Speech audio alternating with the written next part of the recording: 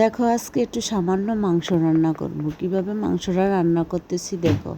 প্রথমে একটা বাটিতে মাংসগুলো নিয়ে নিলাম, তারপরে পেঁয়াজ, রসুন, আদা বাটা, জিরা বাটা, মরিচের গুঁড়ো, হলুদের গুঁড়ো, লবণ, তেল একসাথে দিয়ে ভালোভাবে মেখে কষিয়ে নিব। তারপরে এদিকে আবার পেঁপে তরকারিও রান্না করতেছি, যাতে দুপুরের রান্না। পেঁপে মাছ দিয়ে রান্না করলাম। দেখো আমার শাশুড়ি তো মাংস খানা, তার জন্য শাশুড়ির জন্য পেঁপে দিয়ে মাছ দিয়ে রান্না করছি। সাথে পটল ভাজিও আছে, আগে পটল ভাজিগুলো করে নিয়েছি। দেখো এখন মাংসটা রান্না করব। পেঁয়াজগুলো দিয়ে দিলাম, কড়িয়াতে দারচিনি এলাচি দিয়ে গোটা একটা পেঁয়াজও দিয়েছি। যা আমার তো পেঁয়াজ প্রিয়, তার জন্য একটা গোটা পেঁয়াজ দিয়ে দিলাম আমি খাওয়ার জন্য।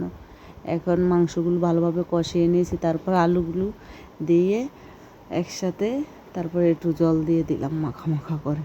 দেখো দুপুরের রান্না, মাংস, পেঁপে দিয়ে, মাছ দিয়ে, পটল ভাজি।